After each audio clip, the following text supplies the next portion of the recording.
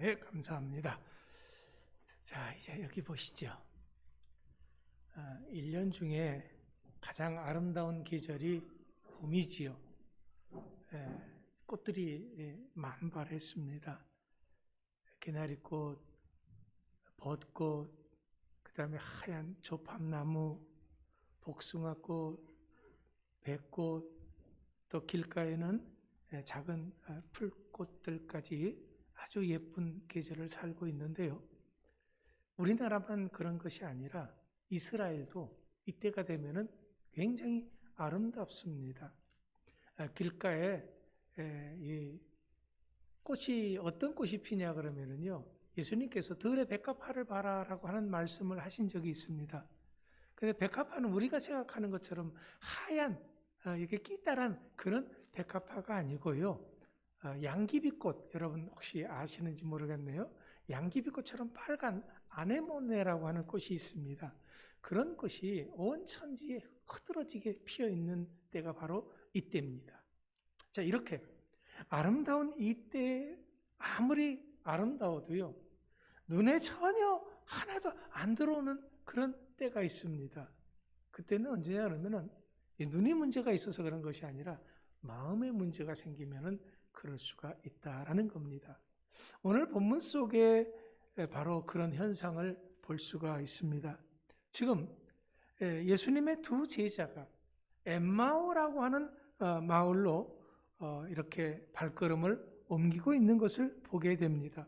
성경은 친절하게 두 제자 중에 한 사람의 이름이 글로바라고 이렇게 소개를 하고 있습니다.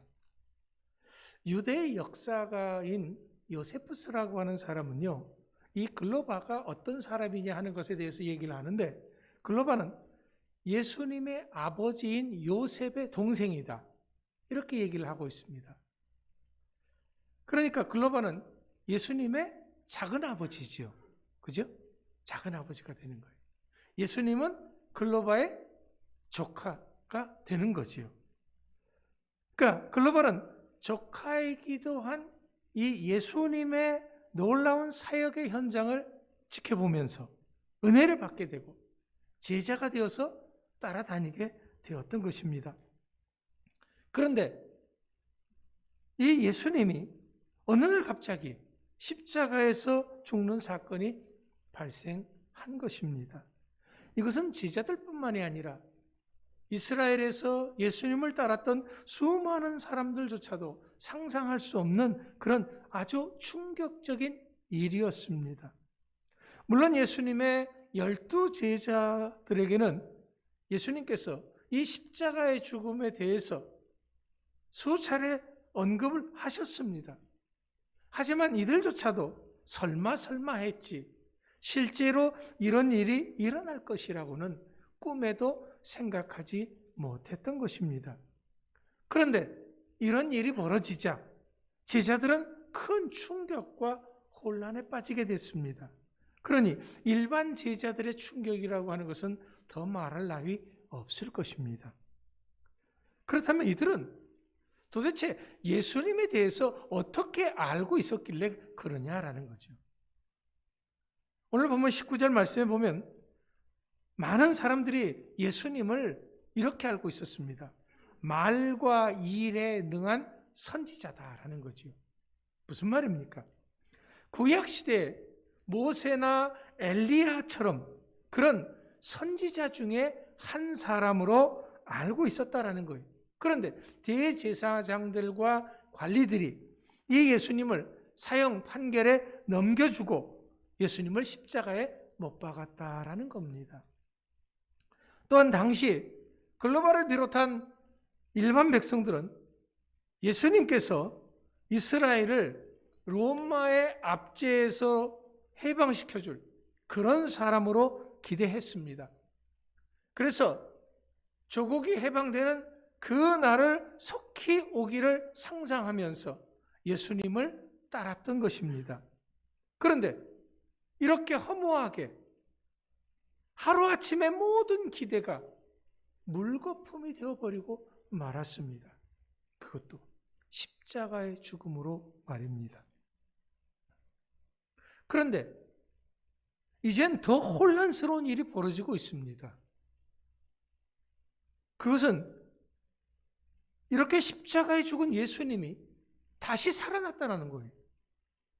그런데 실제로 살아난 예수님을 누구도 보지 못하고 천사가 하는 말만 들었다고 하는 거예요. 그러니까 혼란이 더 가중됐던 것입니다. 지금 글로바와 한 사람이 이런 혼란과 충격 속에서 고향으로 가고 있었던 것입니다. 이때 어떤 사람이 이들에게 다가와서 이들과 동행을 하게 됩니다. 그런데 성경은 이 사람이 누구라고 얘기를 하냐 하면 예수님이다라는 거지요. 예수님은 항상 우리 인생길에도 이렇게 동행하시는 분입니다. 문제는 그들이 이렇게 기대하고 쫓아다녔던 예수님이 지금 부활하셔서 동행하시지만은 전혀 알아보지 못하고 있다는 것입니다. 자, 조카이기도 한 예수님. 근데 그 예수님과 이야기를 하는데 알아보지를 못했다라는 거예요. 예수님이 십자가에 못 박혀 돌아가신 지가 3일밖에 안 지났습니다. 그런데 얼굴을 이렇게 까마득하게 모를 수가 있느냐라는 거예요. 그런데 17절에서 예수님께서 이들에게 다가와서 말을 겁니다.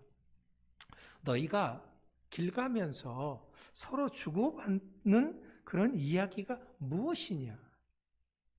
뭔 얘기인데 그렇게 둘이서 열심히 이야기하세요? 하고 물어본 거지요.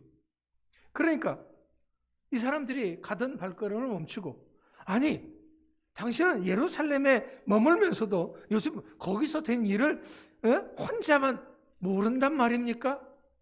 오히려 반문을 합니다. 그러니까 예수님이 다시 묻지요. 그래 무슨 일인데요? 몰라서 묻겠습니까?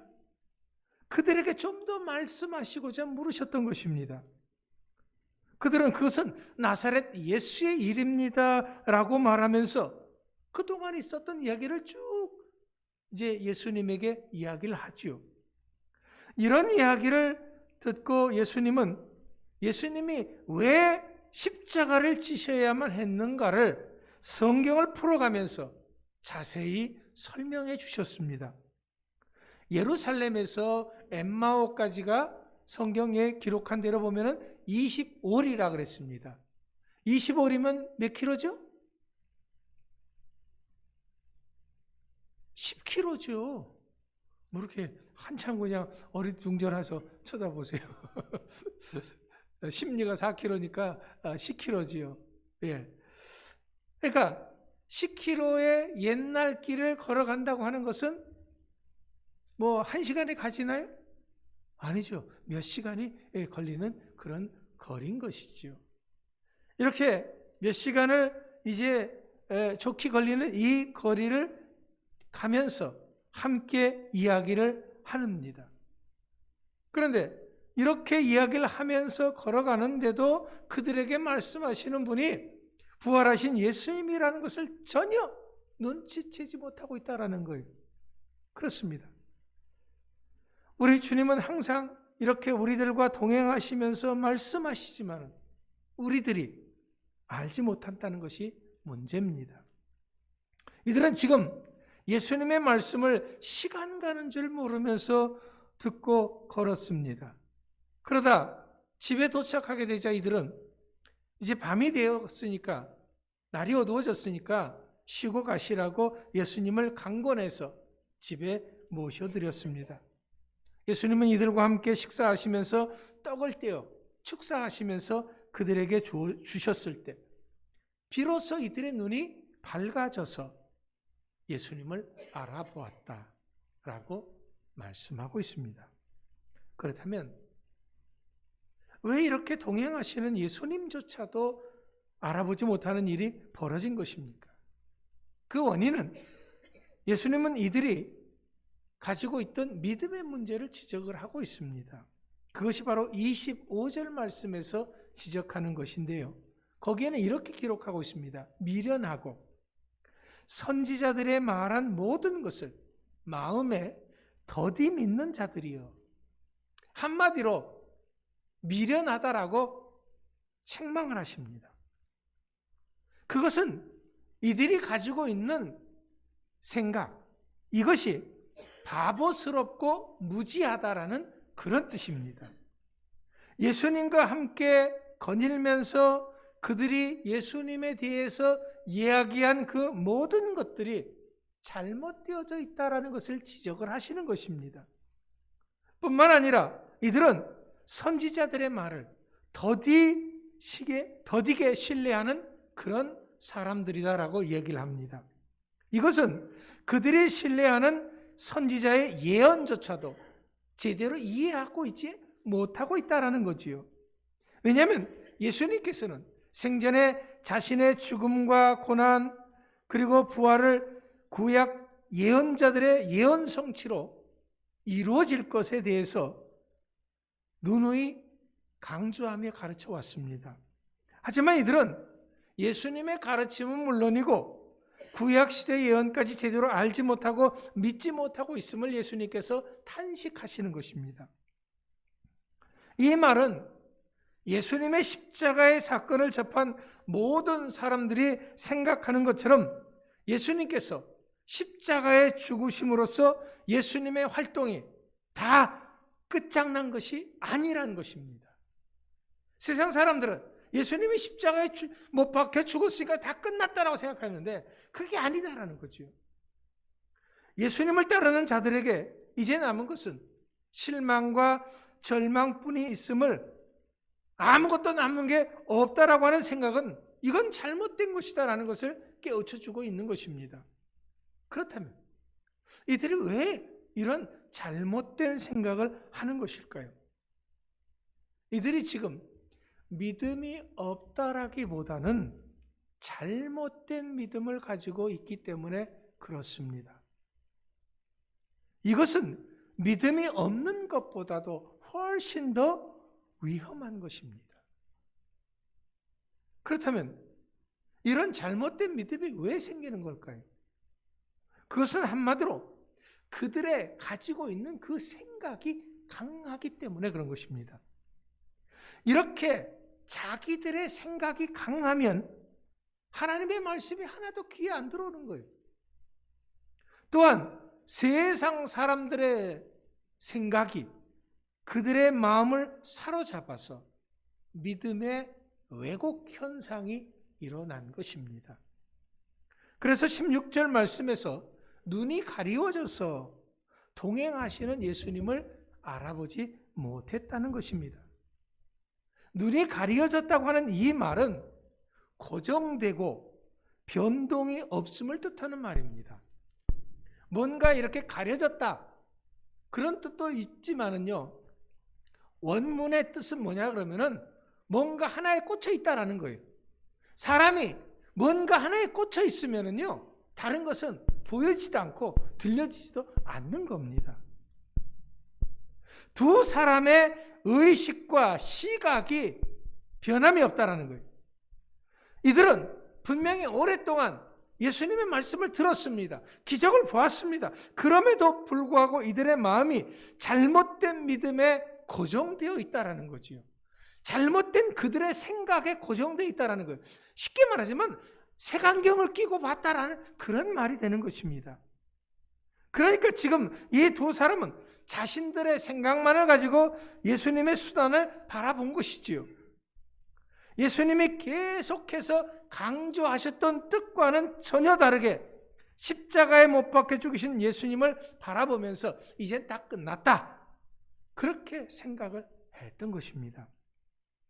그렇기 때문에 자신들이 예수님의 생각과는 다르게 자신들이 가지고 있던 그 기대, 자신들이 가지고 있던 그 생각, 세상 사람들에 의해서 주입된 그 생각들, 그런 것들이 고정되어 있었다는 거예요. 그런데 그런 고정된 그 모든 것들이 기대가 무너졌으니까 슬픈 것이고 가슴이 아팠던 것입니다. 여기에 꽂혀 있기 때문에 예수님이 동행할지라도 이 부활의 예수님을 알아보지 못했다라는 것이죠. 이건 우리들도 마찬가지입니다. 우리들의 마음이 세상에 고정되어 있으면은 하나님의 돌보시는 그 은혜를 전혀 보지 못하게 되는 것입니다. 잘못된 믿음으로 인해서 기쁨과 감사의 신앙생활을 못하게 되는 것입니다. 시간이 흐를수록 내 생각만 더 강해지고 다른 사람의 말은 귀에 들려오지도 않는 것입니다. 주변에 아무것도 제대로 보이지 않게 되는 것이죠. 더더군다나 믿고 따랐던 사람의 죽음과 같은 충격적인 일을 겪게 되면 그런 것입니다. 그냥 죽음이 아닌 십자가의 죽음이었기 때문에 더더욱 이들은 충격이 컸던 것입니다. 이 충격으로 인해서 누가 옆에서 무슨 말을 해도 그냥 알아듣고 이야기를 하는데 그 사람이 뭔 말을 하는지 그 사람이 누군지조차도 생각하지 않고 엉뚱한 생각만 한다라는 거지요. 그러니까 알아듣지를 못했던 것입니다. 그런데 이런 사람들이 어떻게 예수님을 알아봤습니까? 예수님이 주시는 떡을 먹어서 그렇습니까? 아닙니다. 떡은 하나의 마중물에 불과합니다. 중요한 것은 이들이 예수님의 기도를 받고 떡을 먹으면서 예수님의 말씀을 비로소 깨닫게 된 것입니다. 그동안 들었던 모든 말씀들이 맞아! 하면서 제자리를 찾게 된 거예요. 그렇구나! 하면서 앞뒤가 깨맞춰진 거예요. 그렇게 생각하니 여기까지 오면서 예수님의 말씀을 들을 때 그들의 가슴이 뜨거웠던 것이 기억이 난 겁니다. 맞아! 하고 그들은 그때서야 무릎을 치게 된 거예요. 엉뚱하게 해석했던 구약 선지자들의 말씀조차도 이제는 또렷이 이게 이렇게 된 거고 이게 이렇게 된 거고 그래서 예수님께서 오셨고 그래서 예수님께서 십자가 지시고 그래서 예수님께서 죽으셨고 그래서 부활하시고 맞아 이거였구나 하면서 비로소 깨닫게 됐다라는 겁니다. 그렇습니다. 로마서 10장 17절의 말씀처럼 믿음은 들음에서 나는 것이고 들음은 그리스도의 말씀으로 말미암느니라고 했습니다. 그래서 우리들도 내 생각을 내려놓고 예수님의 말씀을 제대로 들어야 합니다. 그래야 바른 신앙을 가질 수가 있는 것입니다. 무엇보다도 말씀을 제대로 들으면 그 마음이 뜨거워지게 되고 제대로 들으면 예수님이 이 땅에 왜 오셨고 왜 그런 말씀을 하셨고 왜 그런 십자가의 죽임을 당했는지